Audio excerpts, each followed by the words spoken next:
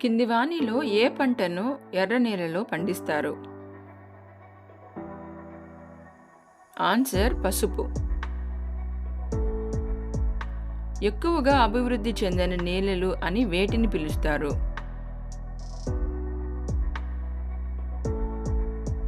Answer పర్వతీయ. నీటి నిల్వ చేసుకునే సామర్థ్యం తక్కువ గల ప్రాంతం ఏది? ఆన్సర్ ఎడారి.